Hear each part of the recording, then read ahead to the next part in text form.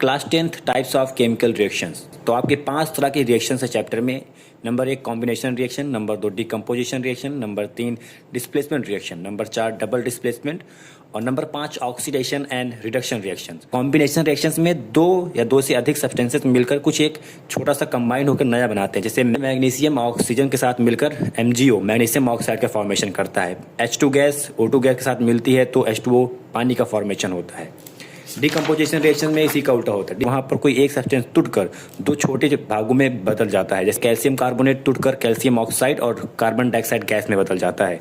जैसे AgCl silver chloride, इसको अगर हम लोग सनलाइट में रखते हैं तो वो सिल्वर मेटल और क्लोरीन गैस में टूट जाता है और इस चीज़ का यूज़ हम लोग ब्लैक एंड व्हाइट फोटोग्राफी में करते हैं। ठीक ऐसे अगर हम लोग पानी में H2O में इलेक्ट्रिसिटी पास कराते हैं तो वो हाइड्रोजन गैस और ऑक्सीजन गैस में कन्वर्ट हो जाता है। Most of the combination reaction जो है एक्सोथर्मिक होता है, वहाँ पर हीट निकलती है और most of the decomposition reaction जो है इंडोथर्मिक होते हैं, वहाँ पर हीट हमें देना पड़ता है। जहाँ पर एक सब्सटेंस एक कोई एलिमेंट दूसरे को हटाकर उसकी जगह ले लेता है, इसलिए इसको डिस्प्लेसमेंट रिएक्शन बोलते हैं। जैसे कॉपर सल्फेट का रिएक्शन अगर हम लोग जिंक के प्रेजेंस में करते हैं तो जिंक जो है कॉपर को हटाकर उसकी जगह ले लेता है और जिंक सल्फेट का फॉर्मेशन करता है और कॉपर मेटल जो है अलग से निकल जाता है।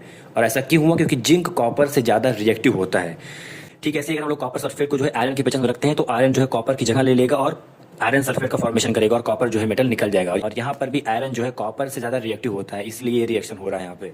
डबल डिस्प्लेसमेंट रिएक्शन, जैसे डिस्प्लेसमेंट रिएक्शन में जो है एक एलिमेंट जा रहा था, यहाँ पर जो है दो कंपाउंड्स के बीच में एलिमेंट जो है आपस में एक दूसरे को एक्सचेंज कर रहे हैं। जैसे हम लोग सिल्वर नाइट्रेट और सोडियम क्लोराइड का आपस में रिएक्शन कराते हैं तो यहाँ पर सोडियम सिल्वर से ज्यादा रिएक्टिव होता है, तो वहाँ पर सोडियम सिल्वर को हटा देगा और उसकी जगह ले लेगा। तो क्या बना लेगा? यहाँ पर सोडियम नाइट्रेट बना लेगा और सिल्वर क्लोराइड अंत में निकल जाएगा। क्योंकि Na यहाँ पर जो है Ag की जगह पा गया तो NaNO3 बना लिया और Ag निकल कर जो है Cl के साथ चला गया तो सिल्वर क्लोराइड का फॉर्मेशन हो गया।